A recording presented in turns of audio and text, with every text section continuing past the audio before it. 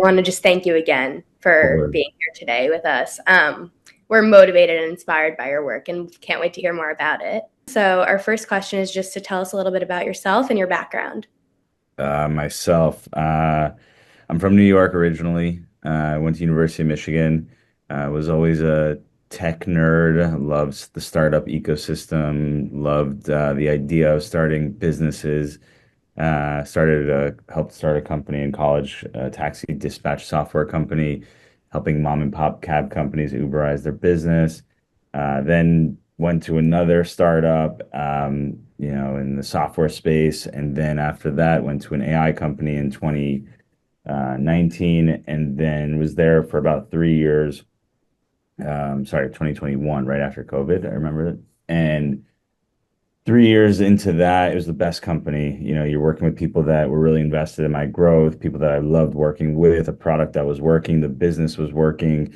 And then October 7th happened, and my heart started drifting in a different direction. And so, in the weeks after October 7th, I found myself hosting a lot of big events in New York. Um, and we'll probably get to that, sort of my journey post October 7th in a minute. But yeah, I was always very, love tech. My personal background is I've got two brothers. My parents still live where I grew up. I've got two nieces, and now I'm here in LA. So that was a little all over the place. Awesome. Yeah, so actually, to segue into the next part, what led you to get involved with the creation of the Nova exhibit and a little bit of background on that? Yeah, so first off, the Nova exhibit was a what's the expression when you try and convey like a Herculean effort amongst many. It really, the team that I was fortunate enough to work with was I'll never get that lucky to work with such impressive people, because it was people that chose to do it, with work. Like it's people that kind of have to do that. These are a group of people that went out of their way beyond what their daily obligations were to make this happen. So in the few days after October 7th, that first Friday, I'll never forget, because those days, as you probably remember, and we all had our own crazy experience those few days. You felt a level of helplessness or uselessness that was very debilitating. And on like a purely selfish level, I was like, what can I do to make myself feel better? I'm just doom scrolling. And I love bringing people together. Like when I was doing tech stuff, I was always hosting salespeople dinners. So I was like, let's throw a Shabbat.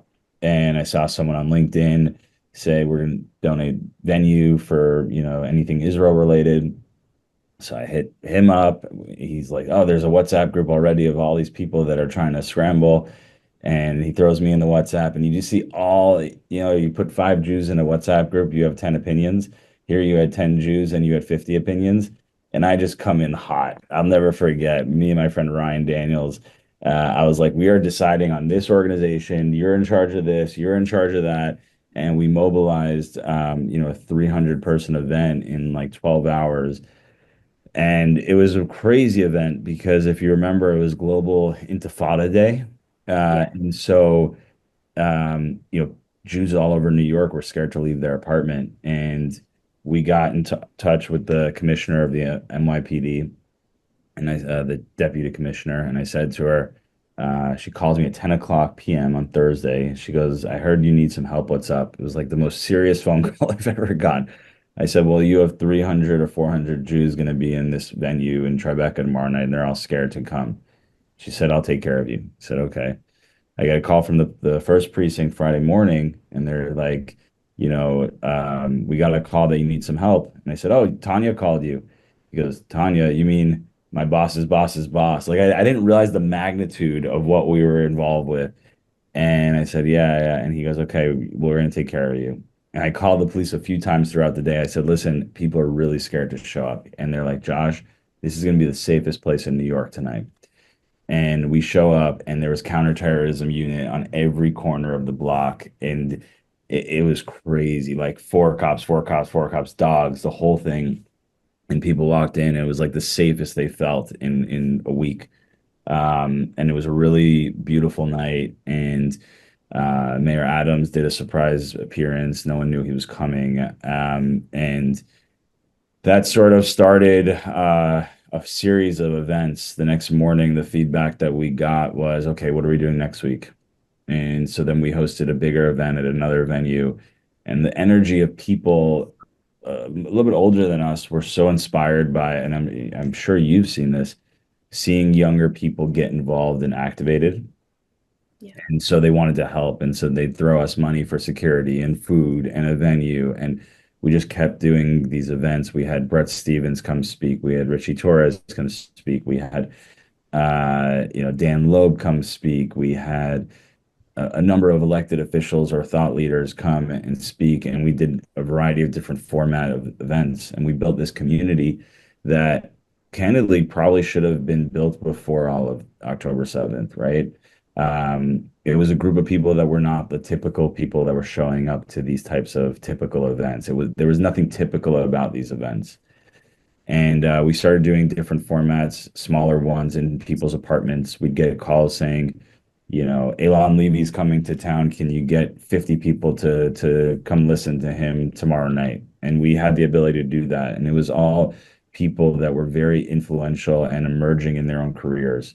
It was like the person that worked for the governor. It was the person that's leading AI at this company. And so we built this community.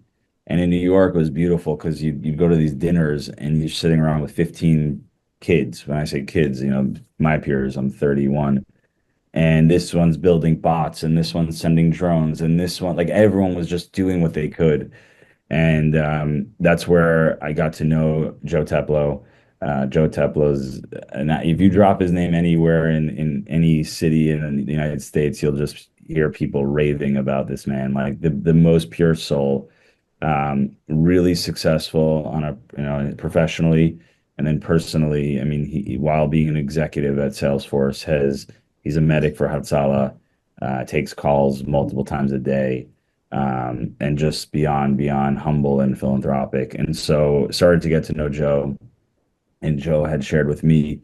Um, Actually, we met each other at a dinner, but then a few weeks later, we were at a wedding in Mexico. It's a great story. And we're in the airport, and people call Joe and I the odd couple because he's like super religious, Chabad. I'm not. Uh, if you ask 100 people about Joe, they all speak highly of him. If you ask 100 people about me, you never know what you're going to get. So, so anyway, we're in the airport and we get in the taxi to go to the hotel, and Joe looks at the taxi driver and said, "Do you believe in God?"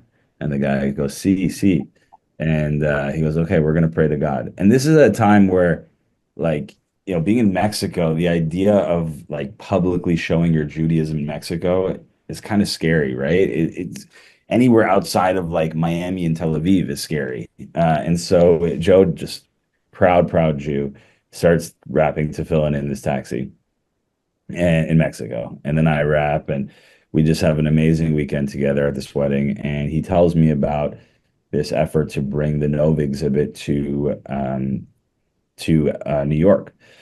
And the genesis of how this even came up for him was he was in Israel on October 7th. He was there unrelated to what happened. He was there for a wedding, I believe. And he's a medic for Hatzalah, found himself, doing some runs, was on the ambulance with Ellie Beer, stayed at Ellie's house, and ended up, FaceTiming with a lot of his successful friends or, people that he worked with. And a lot of them were supporting and sending money for relief. And one of them said, "Listen, when things calm down in a few weeks, I want to go, and I want to go with you." So this person went with his father, and Joe escorted them around. And when this person came back to the United States, called Scooter Braun and said, "Scooter, you have to go, and you have to go with this guy, Joe." So Scooter texted Joe, like, what should I do? Help me plan this trip. And Joe goes, "I'll meet you at the airport." Like they had never met. That's just the kind of guy Joe is. And so Joe went back, took Scooter around, and Scooter, within a few minutes of landing, they were on their way to Beirut, and they did all the things that people were doing, right? They visited the South, they visited families, but where they ended up was this Nova Healing Camp. And the Nova Healing Camp was a place that all of these kids would gather and share their story and write poetry and sing by the campfire and do things that kids needed to do to feel a little bit less alone. And it was a very twisted experience for Joe and Scooter because I think here in the United States, for us, everything was a headline, everything was a number, everything was a statistic. But here you're attaching a name to a story and you're talking to, someone, it's Tomer about Tomer's cousin and Shelly about Shelly. Like everyone's like a face, and it just was humanizing on a level that you can't wrap your head around being so far away. And so, taking it one level further, it hit Scooter here. I think that this was as simple as kids at a music festival, kids at a concert, kids that could have been at my concert. And then what was really took it to another level was Shelly came up to Scooter and said, Scooter, you don't remember me, but I'm so and so's daughter and my dad's friend. We met at the Justin Bieber concert in Tel Aviv 10 years ago. And so it just hit him that these are just kids at a concert that could have been at any concert all over the world. Doesn't matter where it happened. And so, I think that's where the anger started to build, or the frustration of not just the world not believing or standing with these kids, but the industry itself. Scooter had been involved, if you recall, with the Ariana Grande show many years ago in Manchester, where 22 kids were killed. And so the whole industry just 2 weeks later showed up in Manchester, put on an incredible relief concert, the biggest artists in the world, and no one asked, who was the terrorist and what did they stand for. And so anyway, the next morning the kids invited Scooter and Joe to go see the Nova exhibit or the expo that was set up in Tel Aviv. And the expo was essentially a huge lost and found in the airport hangar in Tel Aviv, with a few elements from the festival itself. You had some burnt cars, you had porta potties, and it became a place where the international delegations could come and pay an homage to, pay respect to what had happened and honor, and as well as families coming to claim belongings as well. So within a few minutes of seeing this, Scooter and Joe knew this had to come to the States. It was the most compelling way to bring what had happened to the States. So fast forward, I'm in the wedding. I'm at the wedding with Joe, and he's telling me this, and I said, "Okay, let me try and help." And I sent an email, and it was to a friend of a friend, and this person came back to us and said, this is the most compelling way to bear witness without getting on a plane. I'm in for 250K. And from there, I was like, oh, me being the salesperson I am, I'm like, this is easy. Let's keep going. And it became very clear very quickly that we were all getting ourselves into something much bigger than we had thought we signed up for. And so that's where, Scooter and Joe had this incredible idea, and the relationships they had, and the platform that obviously Scooter has, and they had this crazy idea, but they needed some additional support in execution. And by putting my arms around it all, I started getting more involved by the day. I'd say to Joe, I'm like, Joe, like, let me be your assistant. Like, what do we, when's the marketing meeting? And when he's like, marketing meeting, what are you talking about? I was like, well, we need to, we're just a big WhatsApp group with all these create like phone numbers. No one knows who's who. No one has any roles and responsibilities. And it was a very complicated project for a lot of reasons that we can get into in a moment, but it needed someone to sort of spearhead and run it. And I accidentally found myself in that role. And, every morning was up at 4 a.m. to 8 a.m. with the Israeli team, then going to work. And then at 5 p.m., kind of getting on with LA on the PR and marketing side. And it became really long days. And then 2 weeks before the exhibit opened, that's when I decided I had to quit my job to run this full time. So that was the journey from I would say October 8th through deciding that how the exhibit came about, and then deciding that it was something I need to spend my full-time efforts on. Wow, that's incredible. and super interesting to hear a lot about how it came along. I feel like a lot of people don't really know the full background of how the exhibit came to be, but so many people, I mean, it's been blasted on social media. So many people have been. And yeah, it's so interesting to hear about how it came to be and so incredible that this was able to be put together because not everyone does have the ability to get on a plane and go visit Israel and pay their respects in that sense. Yeah, look, the story's not about us. The story is about the 400 plus kids that were killed at this festival, the 40 plus that were taken. And so it, it we had a very specific agenda with the exhibit, and we had a very specific message with the exhibit. And it was really smart. Like the way there was something, as you know, there's a lot of efforts to try and educate those that don't know or need to know more about what had happened. Our approach was this. I'll give you some like the sauce behind the messaging, and credit to Scooter, as you probably understand, is like a he's really a genius when it comes to this sort of marketing and messaging and PR and understanding what consumers or how to reach people. We knew that music is something that truly is universal. Doesn't matter when you're on a dance floor, it doesn't matter which God you believe in, if you believe in God, what's your view of the Middle East, what's your view when you're on a dance floor, all you care about is the music. And Nova really embodies that in a way that I don't know, it's like, you think of Fish or Woodstock or Deadheads, like that's who these kids were, right? They love peace and love. And I probably wouldn't be, welcome there because I'm not that peaceful. But that's who these kids were. And so, when you walk through the exhibit, it doesn't scream Jewish, it doesn't scream Israel. There's no Israeli flags in the exhibit, and it's very intentional when kids or people come through and they write their letters and they write Am Yisrael Chai, we would actually clean those up and take that away because when we wanted people to walk through the exhibit and see themselves, not see Israel.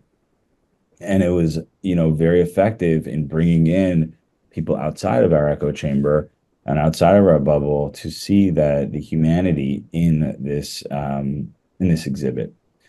So, look, our primary goal with this exhibit was to fight anti-Semitism and educate the world on what had happened. But also the second piece, which we haven't talked about much, is really help raise awareness and funds for the foundation. And the foundation, the Tribe of Noah Foundation, is an effort to take care of these kids as well as the bereaved family members. These kids and these bereaved family members, it's not like a kibbutz where it's like, this is your area, this is your representative, go get relief. This is a community that has no borders. So they're all over the country, in some cases all over the world, and they don't have the support that they need. So that was the two goals of the exhibit. And I think both are it's been pretty effective in both. Yeah. And with an exhibit like this that is so emotionally triggering, but also so important and bringing awareness, how did you get people to show up? Beg? No. It's there's a lot of different ways. And it was different city by city, right? When we first got to New York, no one had really heard of this. And so we did obviously a lot of guerrilla marketing. We this is where going back to the beginning of the call, the people we brought in as our partners on this project are some of the best in the business in what they do. Our head of marketing runs experiential marketing for Coachella and Stagecoach and the biggest artists in the world. He does all of their experiential marketing. So, these are people that they're the best at what they do, but they donated their time and know-how and their company's resources to doing this for us, and for all of us. So in New York, we did a combination of obviously social and grassroots, guerrilla marketing, billboards everywhere, different sort of pop-up events, of fundraisers. Where I spent a lot of time was partnerships. So doing very specific outreach to the schools and doing specific outreach to the, um, to companies, to different organizations. Obviously, different Jewish federations have their own infrastructure that we were able to tap into and leverage. They've spent years, building coalitions with other outside communities. So that was how it started. And then, just like anything else, like as the brand got bigger, it became a little bit, it was always a challenge, but like the strategies and tactics changed over time. I would say one of the biggest points of inflection for the exhibit was the day the protests happened in New York. And it was probably the best thing that happened for the exhibit. And so I'll never forget that day. I was there and I was leaving, had my backpack on, I was ready to go. And I see my security guy, head of security, running, putting the barricades up outside the door. And this is like, we have probably a few days left in our stay in New York. And so we made it all the way here with no one bothering us. And he goes, Josh, they're coming. And I said, oh, this is interesting. Like, what do you mean they? Like 20 people, 50 people? And within like 2 minutes, you see hundreds of people coming down Wall Street. And because of my own experience with the exhibit, I definitely have become, numb to a lot of things. And so when I saw this, I didn't realize the magnitude of what I was seeing. I thought it was almost funny, like that's just where my head was at. I was so deep in the exhibit that like nothing could really mess with me. And not that that's a good thing. That was the way I had to approach my job, right? And so, um, the street is flooded and it's pretty gnarly. Like they all of a sudden the barricades fall and I'm just videoing everything. Like that was my instinct.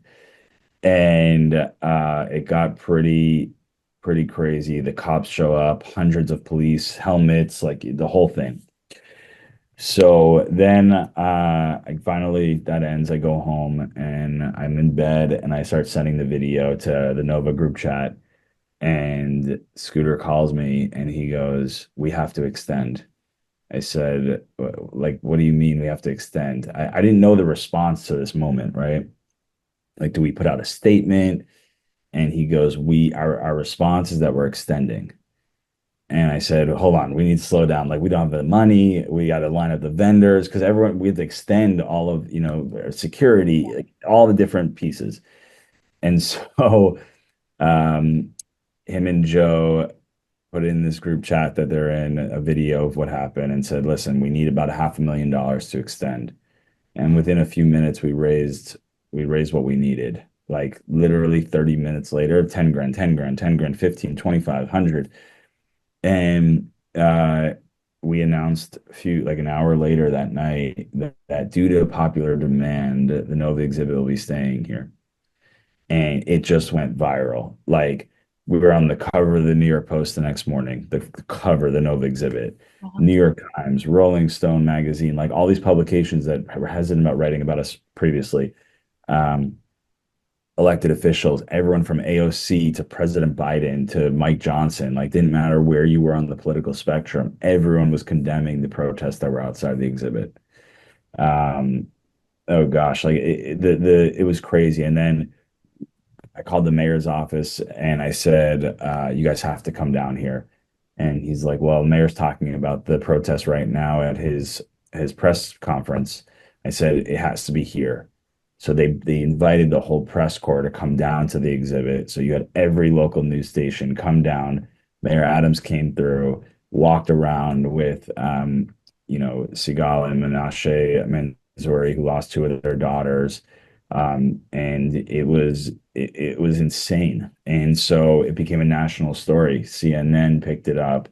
And so what it did though is it validated everything that we tried to explain, which is this exhibit is not political. It's not about a side.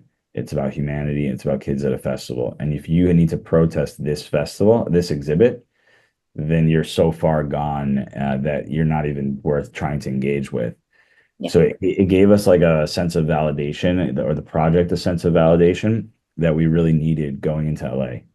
And going to LA, we were able to reach a group of celebrities and elected officials that otherwise we would not have reached without that. Um, and so same thing in LA. Like, how did we market? How do we get people there? Same thing. I mean, it's hand-to-hand combat.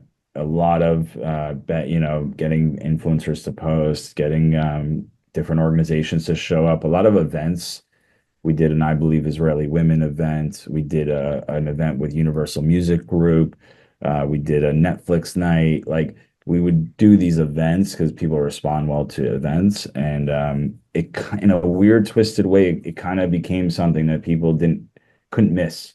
Like, I don't want to say it became cool, but there was definitely something about the exhibit that piqued a level of cultural curiosity Yeah. that other Jewish events didn't do. So, Right. Yeah.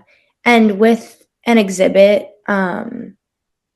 sorry, so with an exhibit that is so intense and important, how have you stirred compassion in those who are maybe, I don't want to say far gone because not the pro Hamas protesters that are outside, but those who I guess are not as involved in the Jewish space or not Jewish and don't know about what happened on October 7th in Israel and what is still going on in Israel now? Have you gotten those people to come to the exhibit? yeah, for sure. We have an amazing uh, an example of a woman who's definitely, leans more the other side, Yeah. who's got a big following and wrote a beautiful blog post about her experience at the exhibit. She's a big influencer in the Latino community. Wrote a big blog post about the exhibit and her experience and how, she didn't know, and you can have humanity and you can have empathy for all innocent people that were killed, and it's not about sides. Like, it was a really good example of, you get people there and no one walks through there and leaves and discounts their experience. So, it's hard for me to measure every single person that we had that impact on. But I will say, and I feel really strongly about, um, I feel very strongly about this. I learned this from the exhibit, and Joe taught this me, honestly. You know, I, my biggest fear in this post-October 7th world is being really hyper focused on anti-Semitism instead of being proud Jews. Yeah. The best way to fight anti-Semitism is inviting your friend to Shabbat and showing them how freaking awesome our culture is. And I have this conversation with a lot of the survivors as well. And I'm in a unique position with them that obviously I don't know what they're going through, and I'll never be able to really know. But I have a lot of friends now that were at the festival that have lost a lot of people at the festival, and their life now, and rightfully so, is about telling the story and telling the story and reliving the story. And if you look back at our own history, how we have responded to moments like this was keep our head down and build. And I'm not saying that that's a right thing either, right? There was a lot of mental health challenges that came out of the Holocaust that get resurfaced decades later. Yeah. But that group of people went on to build beautiful, successful families, professional careers, and they used that influence to build a major institutions and fight. And so, what I would say, and it's kind of roundabout to your original question, but I think the response that we need to have moving forward is really about being proud of who we are, fighting, using light instead of darkness. The exhibit, if you remember, ends in the healing room. And Yeah. there was a big concert that the Nova guys threw this past year. And for them, it's all about We Will Dance Again. It's of course recognizing what happened, remembering what happened, but it's really about, like, finding the light in darkness. So I would say, like, as you think about your own toolbox and playbook, you got to bring people into the beautiful parts of our culture. And we're not victims. Like, we can't play that. That's not our card. Yeah. Yeah. And I think that's the most important and honestly only way to look at it moving forward. I mean, to build from everything that's occurred in Israel and just in America and beyond. Like, we as Jews need to move forward and understand what we have had to deal with in the past, but also be able to move forward and grow and enjoy being Jewish and love and be proud of being Jewish. And yeah, so on your end, on a more personal level, what does bearing witness mean to you? And then how did you express that through the exhibit in terms of like your own personal feelings? Um, still trying to figure out my own personal experience. It feels like I blacked out the last year. I'm Um, sure. I'll never forget. It was really intense. Uh, and in New York, if you remember the healing room at the end, like that was my office. And so every Oh, day I hear the freaking song in the healing room over and over. And then I hear Hirsch's mom because the video was like 20 feet from that desk. And it's like over and over. And it really like it messed me up. And I'll never forget one day Milette comes up to me, one of the survivors, and she was pissed at me because I never listened to her testimony. And I said, Mila, I can't. Like, if I listen to yours, I can't listen to anything. This is my job. And if I need to approach this like my job, I need to be able so that you guys can all be taken care of and I can take care of you guys and I can make sure that this exhibit runs. I need to create some distance between my job and living in this exhibit all day, every day. yeah. So, in some ways, like, I definitely have walked through the exhibit, but when I walk through it, I walk through it like I walk through my office. Um, I probably did one really deep walkthrough across New York, LA, Miami. But Okay. like, I I I never I had my own experience with it because I was too close to it. Yeah. I don't want to say too close to it because obviously I wasn't there, but just needing to be able to run it. And then, yeah, I think when it all came out, when I visited the site for the second time, but it was the first time post my experience with the Nova in the summer of last year. And that's when I like it all came out. Because when you're looking at the field, I went December before I was involved with the exhibit, and it's heavy. It's a field though. You don't really understand what happened. And then I'm like, after being there, I was like, wow, I know who, she was hiding in this thing. I know that face that's on the flag. I know, like, too much. Yeah. So, yeah, bearing witness, like those are images and emotions that will never leave me. Right. Yeah. And so my final question is, what does the exhibit look like moving forward? And do you have plans to continue, expand? Just to hear a little more about The that. the exhibit's in Toronto right now. There's a lot of interest to doing smaller versions of the exhibit in cities like Chicago and DC, and Boston. And there's interest from cities like London, Berlin. Um, it's a weird situation because on one hand, we still have hostages that are in Gaza. We want to continue telling this story so that until everyone comes home. On the other hand, it's a very resource heavy, expensive project. And the reality is, as time passes, people care less. Yeah. And so being able to get the what you need to make it happen continues to get harder. And it's also very fluid. Like, I don't think there's any museum that's ever been built that the story is still evolving. There were moments of the exhibit when Hirsch was killed and the six hostages that night were killed. And, when Noah came home, like, as the exhibit, how do we respond to that? You have things in there that represent these people. Um, so it's a weird dynamic needing to be so fluid because the story is still going. Yeah. And I think that, I mean, the exhibit was incredible. And I think as much as things are kind of, I don't want to say slowing down, but people are less hyperly focused on everything that happened on October 7th and post October 7th.